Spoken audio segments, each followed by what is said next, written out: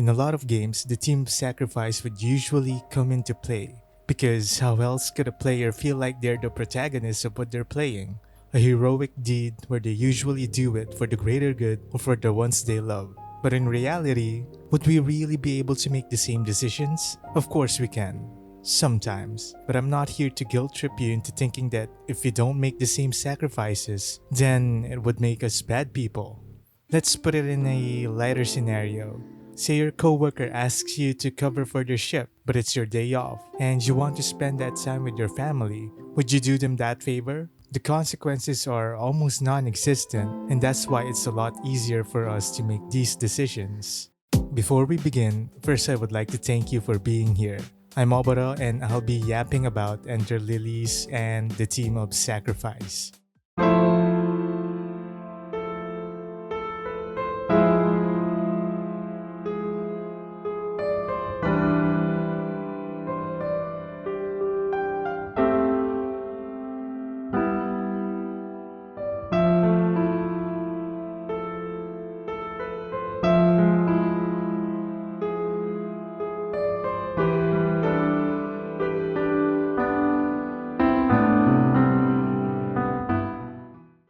Ender Lilies is a game that I recently just finished, and I have never really liked Metroidvania games, but what I loved about this game is that it got me reflecting on the characters, namely the main bosses of this game. Oh, and please do note that there will be heavy spoilers in this video, so click away if you're planning to play the game and don't want to be spoiled. Are we good? Okay. Sacrifice is a recurring theme in this game. In a lot of media, whenever sacrifices were made for the greater good, it's always glorified, something heroic, and would even be celebrated. But what if you can take a peek into the memories of those who have done so themselves? Did they have doubts with their decisions? Would they rather have a different outcome and continue to live on instead?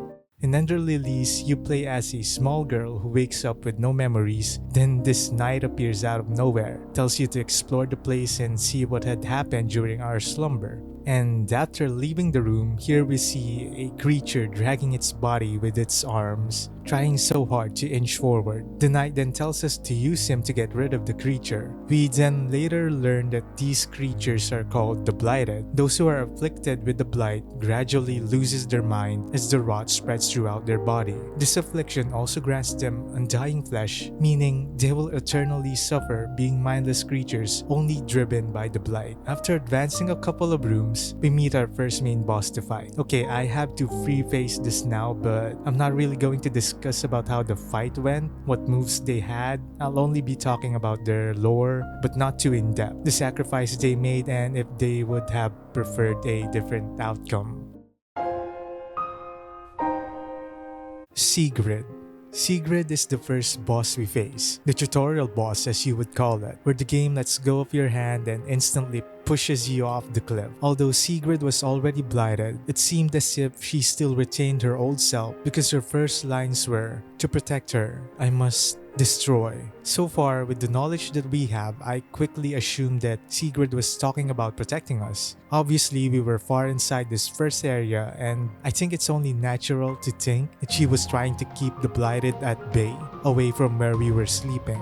After dealing the final blow, Sigrid then utters, "I was supposed to protect you." We touched the now petrified body of Sigrid, and by doing so, we were suddenly shown the memory of Sigrid in her final moments. In this memory, Sigrid opens with the mention of the priestess of the fount, saying that she was the only hope against the blight. We learned that Sigrid also has a sister who was assigned to be the guardian of said priestess. While Sigrid would have wanted to be there for the priestess upon receiving a letter informing that she was in poor health, that responsibility was for her sister to bear as the priestess's guardian.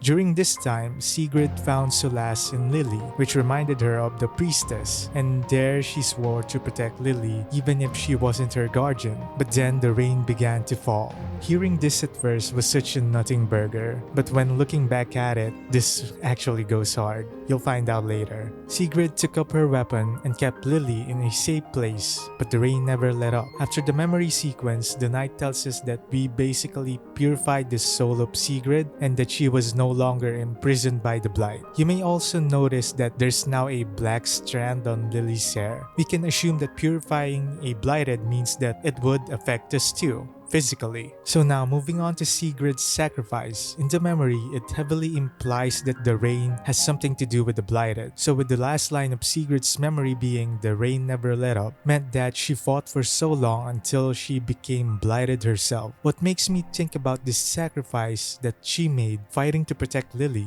Was it Lily that she really tried to protect, or is it only because Lily reminded her of the priestess? Would she rather have been by the priestess's side or die fighting the blight? Of course, we would never know her real thoughts about it. I do think that Sigrid doesn't regret dying to protect Lily, not at all. But as a human, you can't really shake off that lingering thought of what you really desire. In Sigrid's final moments, her memory was still of her adoration for the priestess. Connecting two and two together, I think it's safe to assume that although Sigrid does not regret protecting Lily, deep down inside she would have preferred to be by the priestess's side. I don't know, that's just me.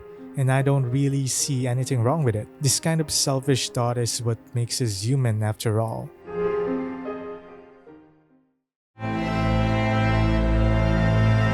Next up, we have this hulking beast of a warrior, Gerard. Gerard opens his eyes and would instantly let out this war cry once we come close enough, and without hesitation, he begins his attacks. Now in this fight, you would feel no remorse since there was really no indication that any trace of humanity was left within him. But after dealing the final blow, it was as if Gerard still thought he was fighting the blighted, saying, "The blighted scum. How could they? How dare they?" This time, the interact button would say purify instead of touch from the fight against Sigrid, because we already have that knowledge of what we are doing.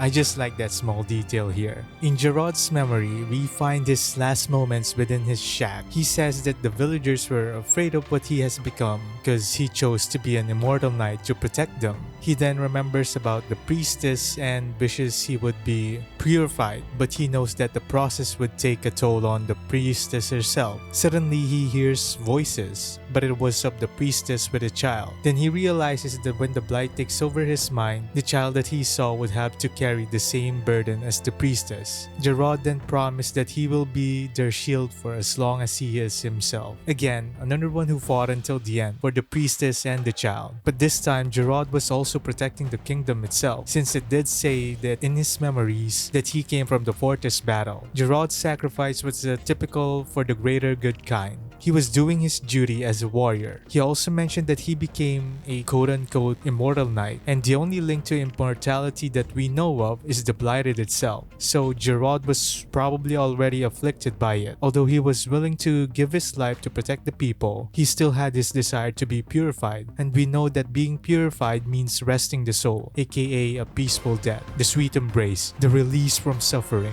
Gerard's sacrifice was choosing to become an immortal in order to fight the blighted and protect the people, even when he know that he will slowly give in to the madness. But even with this choice, in his memories, he did outright say that he wanted to be purified. But he knew that if that were to happen, the priestess would have to carry the burden herself. And he also thought about the child having to take on the same responsibility in time. As fucked up as it is, this one reminds me of euthanasia. But in real life cases, it's a lot more complicated than this one. And I'm not really qualified or informed enough to even make a statement about it. So yeah.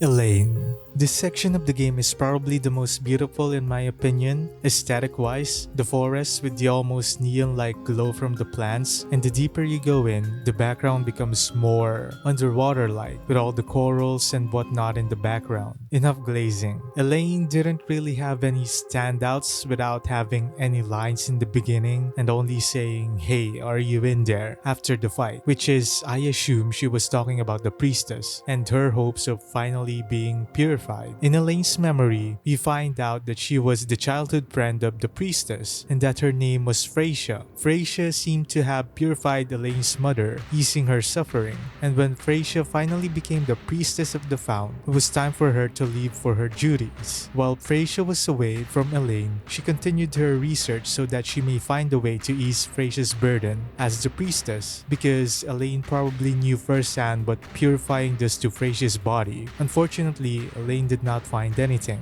but instead, she has refined a powerful enough magic to protect the Coven, this place where this part of the game takes place in, with her last words being, "Now is the time to use it." It only means that unleashing that spell to protect the Coven was Elaine's sacrifice. Now she became blighted and we have purified her. In this case, there really were no hints as to what Elaine would have wanted instead of sacrificing herself to protect the Coven. But of course, it wouldn't be interesting if I just summarize her memories. I'm here to make a statement and maybe piss you off. Okay, so if you collected the findings all named Elaine's diary, you find out that Elaine has seen Freysia during her time doing her duties as the priestess of the kingdom. The effects of the purification has taken a toll on Freysia to the point where she's been bedridden. On entry number 2, we learned that Freysia gave Elaine a gift, a necklace embedded with a magic stone, but it broke the moment Freysia purified the blighted lord. And on the last entry, Freysia's health seemed to have deteriorated more and more, so she asked Elaine if they can make an amulet out of the broken stone. To me, it seemed like the way for Freysia to cheer Elaine up. She knows her condition and wants to distract Elaine from that fact. And the last, Elaine writes, "Maybe I'll bring some comfort to her after all." They both cared for each other, so thinking Elaine would have wanted to just leave the kingdom along with Freysia, is it that crazy to jump to that conclusion? I know it's just me putting words in their mouths, but come on. If you were in their position, would you not have even the slightest desire to just leave everything behind with a friend you're really close with? Again, this is my reflection on their sacrifice, aka I'm just projecting.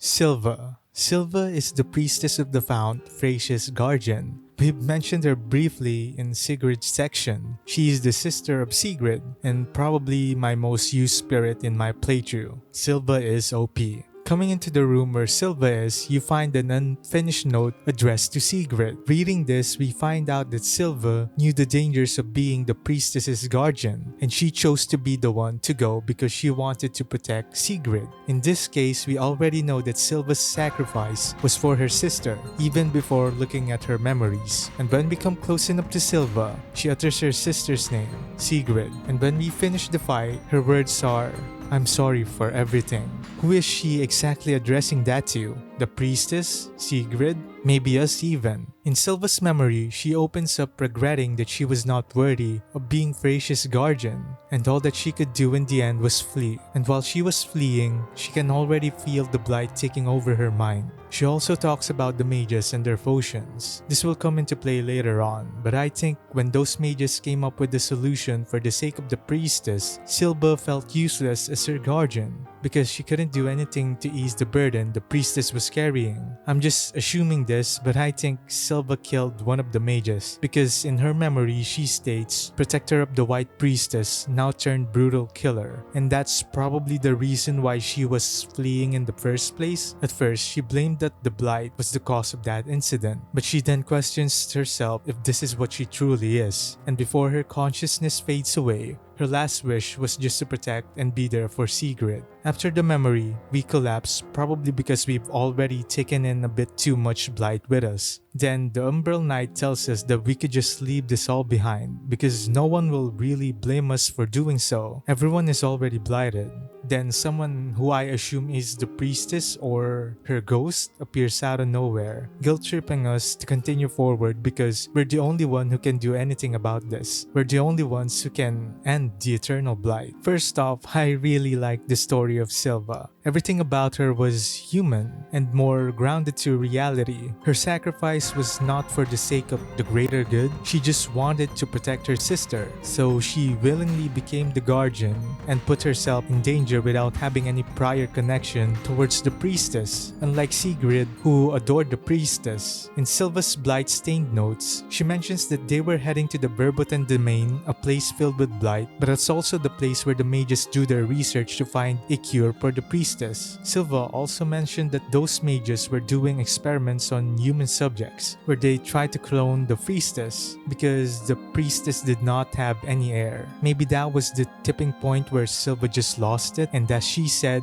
turned her into a brutal killer. Maybe we can blame it on the high concentration of blight in the Verboten domain. We can never really know. So again, the discussion comes into play. I think we can all agree that if given the choice, Sylva would have just run away with her sister, not bearing the responsibility of being a guardian, while ultimately being there to protect Sigrid. The most human kind of selfishness, but in a good way. Ulv is an interesting one. His sacrifice is probably the most unconventional one. This boss room is probably my favorite one too. The background is really nice to look at while I get killed by Ulv over and over again. I find solace in that. Going into this fight, Ulv was just tearing up. I'm gonna be honest with you, I got nothing on that. I don't know how the fuck to interpret it or whatever he was doing. But yeah, skipping to the end of the fight, Ulv exclaims, "These flowers are for her." And of course, as you guessed it, it's for Freysia.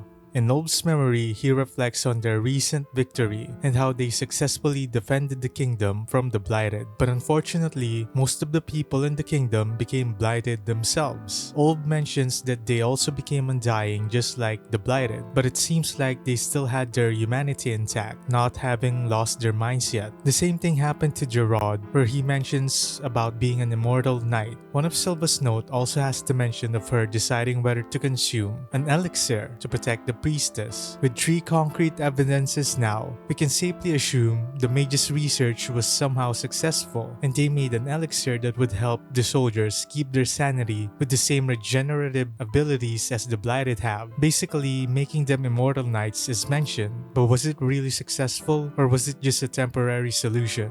Since both Ulv and Gerard have become Blighted themselves, and all the enemies we've faced so far, some of them were probably part of the army that took the same elixir. Back to Ulv's memory, he says that he has dreamt of dying in the battlefield, but now that he chose to be immortal, he can no longer die at all. Ulv recalls his memory with the priestess and how they spent their time together in that flower field. He was already fond of the priestess, that's why he kept guarding the flower field she loved. He hoped that one day the priestess might come back and gaze at it again with him. Ulv's sacrifice was his mortality. He wanted to die in battle, something a warrior like him who only knew a battle would ever desire. While Ulv was still himself in the last moments of his sanity, he chose to stay by the flower field, where he had those fond memories with the priestess. In the end, although Ulv wanted to die in battle, as opposed to his sacrifice of his mortality, he still managed to fulfill one of his desires, to protect the flower field. The only regret I think Ulv had was that he couldn't watch the flowers bloom again with the priestess. I think Ulv's priority was dying in battle. That's what he would have wanted the most. Taking the priestess to the flower field again is also something he would have rather done in his final moments. Having this notoriety even among the knights, Ulv was surprisingly wholesome. A little note, you can find one of the priestess's clones in the same room as Ulv. So not only was he protecting the flowers, but also one of the priestesses as well. I don't know why they didn't include that fact in his memories though. Julius. I am really confused by Julius's story, mainly because it was kind of like its own arc, separate from the journey of the priestess herself. The fight takes place in the king's throne room. The first sight we see is the king dead on the floor, while a knight was sitting on the throne. It was Julius. Okay, so the first thing I noticed, the king was not blighted. He was just straight up dead, unlike everyone else that we have encountered so far. He was neither blighted, nor did he took the deathless elixir. The king was completely safe in his throne room, but he wasn't safe from one of his own knights. After dealing the final blow, Julius's words were, "I'm sorry. I've only added to your burdens." He was probably thinking about the priestess and how him being blighted would only further burden Freysia if she were to purify him. At the same time, I think Julius actually sees us as Lily, and that he noticed that the blight was already taking a toll on us, and that purifying him this time will only affect us more. In Julius's memory, his final moments were still on the battlefield, thinking of the people of the kingdom and his brethren who fought the blight until the madness consumed them. While Julius's sanity was probably fading, he found himself going to the throne room where the king was. The blight probably amped up his hatred as he thought the priestess and the knights who gave their lives for the kingdom were disposable. Julius had struck the king down. He also mentioned the king was in fact related to him by blood, with the lines, "As the blood pumping in that heart also flowed through my veins." We uncovered another fact just in Julius's memories. This was where the king's obsession with immortality had led us. The king probably ordered the mages to conduct the research on both the priestess and other people so that they could create that elixir that makes someone immortal with the help of the blight. It's also mentioned in one of the findings called Julius's book, where he mentioned that the knights were to take an odd elixir to become immortal so that they can defend the twin spires. Basically, they'll be undead themselves, stained by the blight, the one force that they were fighting to begin with. But he decided that to protect the land sand, he needed to swallow his pride along with the elixir to have any hope to fight the blighted. But we saw how it ended, so yeah. Too bad, Julius. I honestly have no idea what Julius's sacrifice was, aside from being a knight and doing his duties. I think it was his pride as a knight. Basically the same as both Gerard and Og. But he didn't explicitly say that he wanted to die in the battlefield. So yeah, I can chalk it up as his pride being sacrificed in order to protect the kingdom by drinking the deathless elixir. Also, the fact that he dedicated his whole life to rise among the ranks of the knights and have his father, the king, notice him. He basically sacrificed his whole life just for the sake of the king and his attention. Even the final words in his memories were, "Sure enough, as I held my sword over him, his eyes were fixed only on me." This is called obsession, everyone. But what Julius didn't know, in one of the findings called King's Note 2, the king was actually looking for his son. The king may only want an heir, but still, he's looking for Julius. That can be a consolation, I guess. But I think the king may have realized in the end, looking at Julius, that he was indeed his son and was closer to him than he ever thought. My thoughts on Julius is, if given the chance, Julius would have preferred to just talk it out with his father and peacefully reveal to him that he was his missing son. Don't get me wrong, the king was an asshole, but he was still Julius's father, and that holds weight to Julius, right? So I think the blight, along with Julius's strong emotion during his final moments, were the reason he struck down his own father, even he probably didn't want to. Hoenir. Hoenir is probably the easiest boss fight. He took only 2 tries for me. It's too bad because I really like his design too. There's not a lot to talk about Hoenir, honestly, so I'll keep this brief. The fight finishes with Hoenir saying, "I'm relieved, the White Priestess is safe." He was clearly not talking about Freysia, since everyone else referred to her as either by her name, the Priestess, or the Priestess of the Fount. This time, Hoenir just mentioned the White Priestess. So I assumed that he was actually seeing us as we stand in front of him, just like when Julius uttered his final words. In Hoenir's memory, he was trying to escape with the priestess, not Freysia, but one of her clones. Okay, I'm just gonna gloss over this, but Freysia had multiple clones, and if you explore enough, you can find the bodies scattered throughout the map. Basically, you're the last living one left. What Freysia's ghost said before was true. We were the only hope left. Anyway, during Hoenir's escape with one of the priestess, he heard Freysia's voice asking for help. "I must ask that you let no one violate these grounds." I interpreted Freysia's plea for help just as a morale boost to everyone in the kingdom, although Hoenir was the only one who had this concrete evidence that Freysia communicated with the people while she was deep within the Berberton domain. Freysia's words were the last thing in Hoenir's memories, and maybe that's why Hoenir stayed where he was. He tried to protect that place, the executioner's grounds. Hoenir sacrificed his life to protect the little priestess that he was with. He was an executioner, and it was kind of ironic how his final moments was also on the grounds where he did his duty. In the findings, all named Hoyner's diary, he mentions that his sister was Julius's mother and that she passed away at Julius's birth. Hoyner swore to raise Julius even if it meant breaking the Dark Executioner's code, which is to not take any family in their name. But okay, here's the thing. Hoyner's sister moved in the castle because of her relationship with the king. He clearly stated that the love has blossomed between his sister and the king, and on the moment his sister's passing, she entrusted Hoyner with her son Julius. Here's the confusing part. If the king really loved Hoyner's sister, why would Hoyner take away Julius from him? I mean, yeah, the king was a terrible king, as seen in his notes of how he wanted to control the Blight and all, and how he also had plans if Hoyner didn't take away Julius. Okay, now that I'm saying it out loud, maybe it was right for him to raise Julius himself. This is probably the only time that I would say he was pretty chill with his sacrifice. He raised his sister's son, and he managed to keep his word on protecting the executioner's ground too, along with the priestess. I guess in the end, Hoyner wouldn't have wanted it any other way.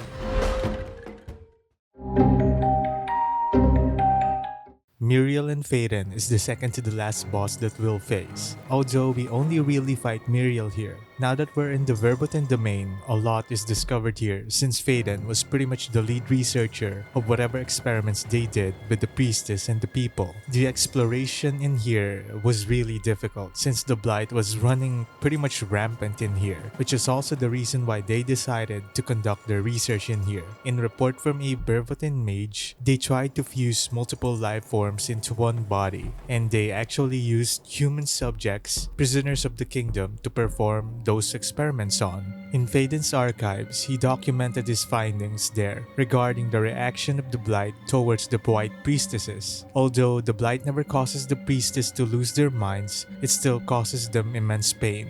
Over time, they wanted to further their research and decided to move to the Verboten domain in hopes of permanently getting rid of the Blight. Once they were allowed to move, Faden took his assistant with him, Muriel. In the fourth entry, it seemed like his assistant Muriel was already heavily afflicted by the Blight. But the good news is that Faden looks like he has found a way to return the consciousness of the afflicted back to themselves. And in the last entry, Faden have finally concocted the Deathless Elixir. If consumed, the person would be afflicted by the Blight, but they would retain their humanity, their conscious thought. I really hated the wording here. This substance wrung from the White Priestess. Like, excuse me? What orifice did this essence come out from? It just sounds so wrong in so many ways. Anyway, although the elixir may help someone retain their humanity, it cannot bring someone back who is already afflicted by the Blight. And his assistant Muriel was too far gone. So now, we face the blighted Muriel. It took me an hour to beat her. Muriel, the beloved my ass. I hate this bitch so much. There were really no interactions with Muriel both before and after the fight. It's probably because it's already been a lot longer since Muriel became blighted compared to the others that we've faced. There was no more trace of humanity left in her, to the point where we couldn't even purify her. It was confusing for me because it's already been a routine at this point, so we head on to the next room, and here we find Faden, uttering the words, "It was all too late," hinting that not only was it too late for Muriel, but also maybe for the kingdom and the priestess herself. This time, we purify Faden and not the one we fought, so that was weird. In Faden's memory, it was pretty much just about Muriel. The memory opens up stating that Muriel was both Faden's assistant and lover. When Muriel was already blighted, she never hurt Faden, meaning that despite being an undying shell of impurity, Muriel was still Muriel. She loved Faden and she would never hurt him. In life and now in her undead. Faden felt so much guilt because of the experiments he has done to try to bring back Muriel. It all led to him concocting the Deathless Elixir, which he thought would make the king furious. Little did he know what an asshole the king was, and by doing this, he pretty much did the king a huge favor. What pushed Faden to this length is his love for Muriel. He may hide it under the guise of doing it for the priestess, but in the end, it was just a selfish pursuit so that he may one day be reunited with his beloved once once again. Phaeton's sacrifice was simple. It's his morality, trying to go so far to save Muriel, even purposely afflicting the White Priestess the Blight, just to conduct further research on how he can use the priestess to bring back his lover. Not to mention, he also conducted human experiments, as said in some of the findings. They would bring prisoners to the Verboten domain to do these blighted experiments on. As for Muriel, her sacrifice, well, was her life. She dedicated herself to the research so that they might find a way to help the priestess ease her pain whenever she purifies the blight. But as we've seen so far, they were not successful. And now, to assume and put words on their mouths, according to Muriel's letter, she knew that she would one day succumb to the blight and that she wanted Phaedon to continue the research. If Muriel saw the atrocities that was committed, I think she would have backed down and called up their research. As for Phaedon, the blight there was probably too much that even just by being exposed to it, gave Phaedon rather sick ideas on how to further his research. At first, their goal was a lot simple. Make it easy for the priestess when she takes on the blight. Then it led down to the spat of creating immortals by afflicting someone with the blight, but with a little bit of priestess essence. If Aiden saw signs of blight on Muriel, did the thought of stopping and going back ever occur to him? Maybe it did. Maybe he also argued that Muriel should just go back, but as her letter suggests, she probably wanted to continue.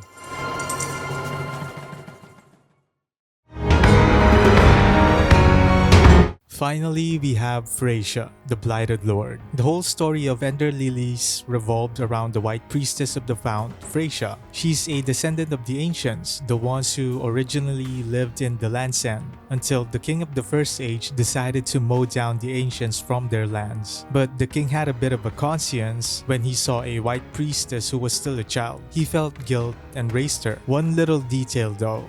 The ancients that they fought against were basically immortal, coming back from the dead and kept on fighting. But somehow they knew that they can be stopped with magic. They didn't really expand on this. In the end, the king was victorious. After some time has passed, the ancients returned, along with the blight. There was no mention of the blight in the king's notes before this one, so it was very confusing. And somehow the people also knew that the priestesses could purify the blight, but it takes a toll on their bodies, which is why they suddenly worship the priestesses. I know it's annoying, but that's just how it is. Stories can be unclear, especially when we really didn't live or witness what had happened during the time, and all we really get are crumbs from notes and such. But yeah, that was Phracia's ancestors, priestesses revered by the masses. Now, on to her time in Landsend. Phracia grew up in the castle, here in Landsend, where she met most of the previous bosses. During her time as the priestess, she probably had purified some of the blighted here and there, since they were never specifically gotten rid of completely. This is when the King's Mage Brigade was formed. They were tasked to conduct research on the blight, and maybe find a way to lessen the White Priestess's suffering while taking on the blight. During this research, Phaedon managed to concoct the Deathless Elixir. One day, a huge wave of blighted swarmed the kingdom. It was led by their lord called the Crimson Blight, although in Elaine's Diary 2 and Sylva's Note 2, they called it the Blighted Lord. Maybe they're just the same. The soldiers of the kingdom had taken the elixir in order to combat the blighted invaders. During this war, Phracia did her duties as the priestess and purified the blighted, but it was such a huge battle.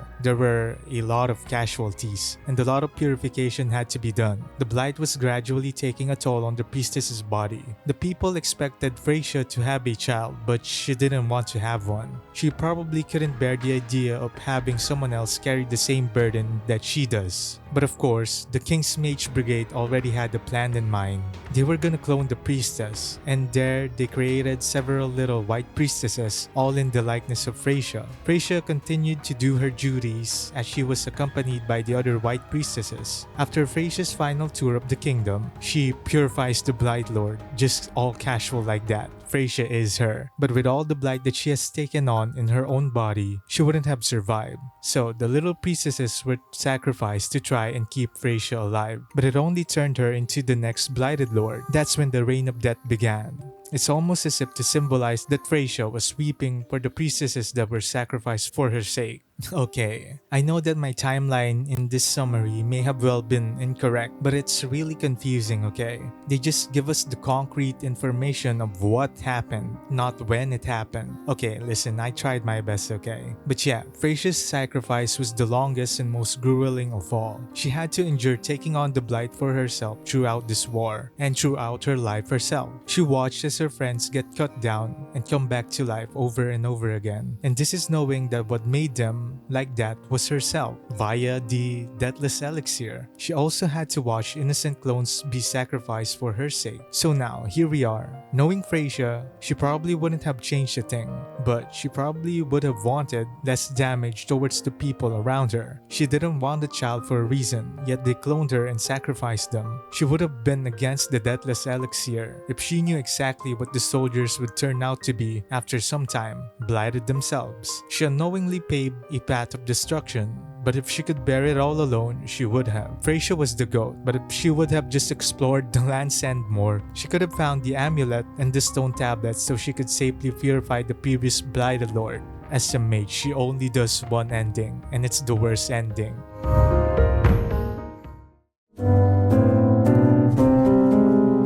As for Lily, it's us. It's our own reflection, what our thoughts were on the different endings. So I'll keep this as brief as possible. Ending A was my favorite. The game subtly tells you that you chose the wrong ending because the camera zooms in on the deeply rooted blight. This is my canon ending because I choose to survive. This ending may have seemed like us throwing away all the sacrifices that has been made throughout the kingdom, but in reality, this is just self-preservation. So far, we've carried the same burden as Frasier, purifying the blighted and sacrificing our own body by doing it. We may not have seen it through to the end, but choosing to survive and ridding ourselves of that responsibility is not wrong.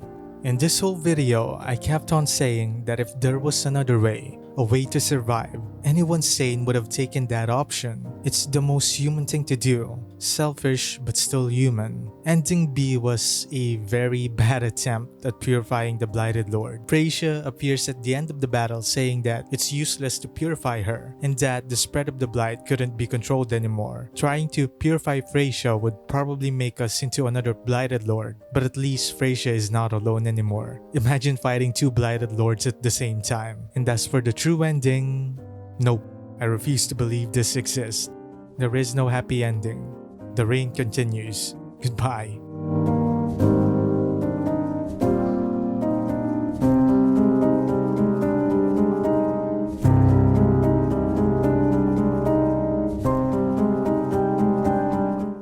Okay, thank you for listening to my nonsense. I don't really do this type of content, video essay, because I find it rather pretentious. But honestly, after making this one and actually putting effort into this, it feels good letting my unwarranted opinion out to the world. Being vulnerable but saying fuck you if you disagree. But I would still do my lazy gameplay videos because I like to play short horror games, okay? But every now and then I might do this again, especially for games that takes a longer time to finish. Again, this was Obaro.